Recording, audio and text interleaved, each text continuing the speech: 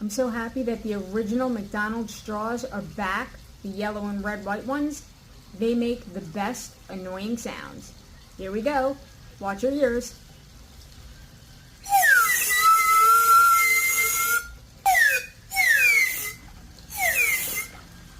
The key is to really get the bottom of the straw on the bottom of the cup, and it seems like this cup has kind of a bubble at the bottom, so you have to try and find a flat part of it.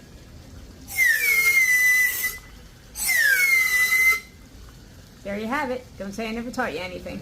Have a great day.